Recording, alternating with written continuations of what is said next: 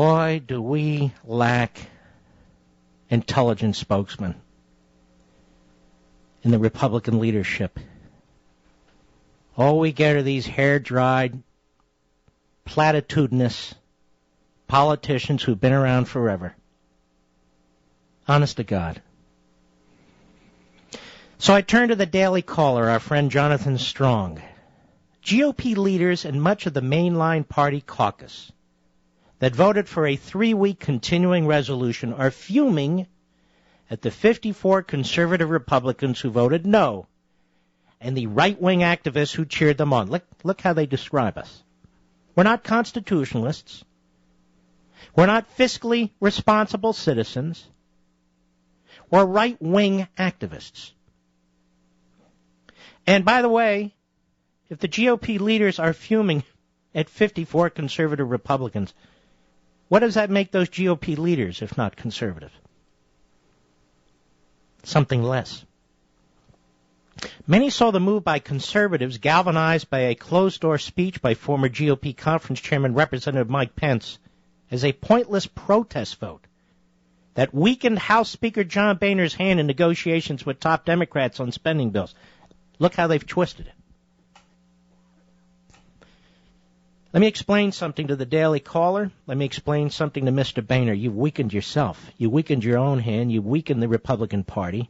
But more importantly, you're undermining conservative principles in the case we need to make.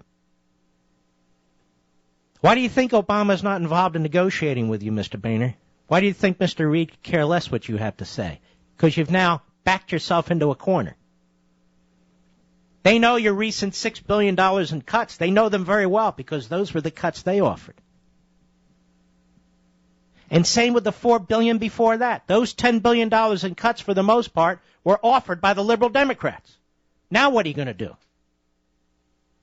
And if there is, in fact, a shutdown in government, you have not spent the last 5, 6, 7, 8 weeks communicating to the American people like Ronald Reagan urged back in 1977 that conservative Republicans must do if they're going to win the day. You have not explained the perils that we faced. You have not explained what the Democrats have done to the budget process. You have not explained the $105 billion.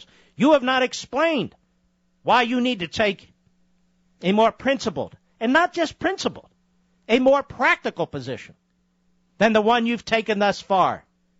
I don't know what alternatives you have left. I don't know what options you have left. I don't know what your strategy is. But I can tell you that the left sees weakness, and they see correctly. Nobody's boxed you into this corner but yourself. Now let's hear Jack Kingston, a Georgia Republican, who says a lot of good things but always winds up voting with Mr. Boehner. I wonder why that is. Kingston says it weakened Boehner. If he walked into a meeting with Senator Reid and he said, my party's unified, and we're willing to go 3 more weeks, and that's it, unity is a strength in this town, and it shows how we're not united. So I do think there was a weakness on that. Let me explain something to you, Mr. Kingston. They already know Mr. Boehner's weak, and what those 54 Republicans showed is that there's strength, that there's a growing rebellion against Boehner's weakness. And yours, apparently. Those 54 Republicans are serious about what they campaigned on. Those 54 Republicans represent the vast majority of the American people. As Reagan said, not a cult, but a majority. Some of you have been up there on Capitol Hill way too long, preaching conservatism, but voting differently. Some of you have been part of the problem. But the problem has to stop, and it has to stop now. Let me go on with the Daily Caller, because these are leaks, these are comments. The speaker wants his team to get out there, talk to the media, trash these conservatives. And by the way, when they're trashing those 54 conservatives, they're trashing you and me and the Tea Party and the Reaganites, whatever party. The episode provoked furious anger from advocates for the party's line, with GOP whip Kevin McCarthy angrily confronting Pence in a members-only meeting before the vote, Who the hell is Kevin McCarthy? Oh, I know he's the number 3 guy in the... Has he done something remarkable, or has he shown some leadership that I've missed somewhere? Or was he able to work the system to become the number 3 guy? I mean, I never heard of the guy before. One GOP aide unloaded on the conservatives. Listen to this. So it's now we, the conservatives. Like the reptile house at the zoo. Something's wrong with you and me. We, the people who put these bums in office. We, the people who gave them their majority. Now they spit on us. Now they attack us in the media. Well, let's hear what this GOP aide had to say. And he must be a prominent aide, or I'm sure the Daily Caller wouldn't be quoting him anonymously. These people aren't thinking clearly. That's you. Their logic doesn't pan out. They have no plan. What concessions were they going to get if it failed? They were going to shut down the federal government over Planned Parenthood, the source said. It's totally reactionary. These people get elected to lead. Instead, they got jerked around by the political equivalent of music critics. Oh, now you're music critics. If these people knew anything about governing, they'd be in Congress, not lobbing bombs from the cheap seats and sending out fundraising emails.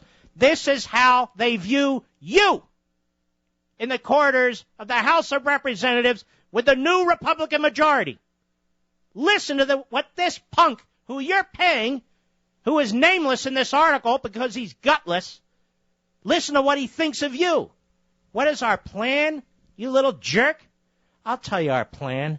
It's right there in the Constitution. I'll tell you our plan. You're such a fool. You're already caught up in the, what are we going to do if the government shut down?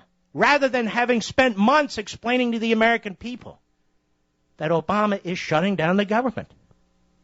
Yes, he is. And rather than also explaining to the American people what that means. It does not mean Social Security checks will stop. It does not mean the Border Patrol will be pulled off the border. It does not mean the military will be without bullets. It does not mean the FBI goes on. It means non-essential services will be stopped. You've not explained to the American people the massive spending that's occurred in the last 24 months. You guys are weak. You're reactionary. You're defensive. You're unprincipled. What exactly are you? What is somebody who talks this way? He's a hack. A bought and paid for hack. The aide offered contempt for Pence in particular. Pence is running for governor and has to get to her primary. So his position is about genuine as a $10 Gucci handbag on Sunset Boulevard. I think the Daily Caller had an obligation to reveal this individual's name when he's throwing mud balls like that. I just mentioned that to Jonathan Strong. It's inappropriate to report things this way where a guy's pulling out his stiletto and nobody knows who he is.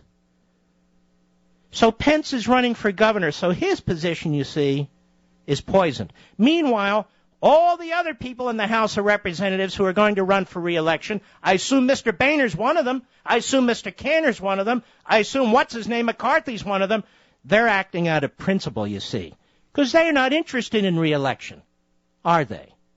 No, only Pence is running for another office. These guys aren't interested in re-election at all.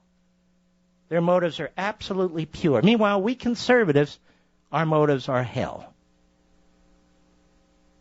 I'm going to go on with this, the good, the bad, and the ugly, because we must. Because we must. We're going to clean out the swamp here. We're going to deal with the weak underbelly, whether they like it or not. You guys are going to learn to hate me and hate us even more when you're out on your asses looking for a job and can't find one. With the almost 10% unemployed and the almost 20% underemployed and unemployed. You're going to learn to hate me and hate the tens of millions of people who put you in office because we can drag you the hell out of office too. You're not going to talk to us this way and get away with it. I can tell you that right now. I don't care what the other talk hosts are all about. I don't care about their guests. I don't care about their meetings. I don't care. None of that matters to me. None of it. They'll eventually follow me. They usually do.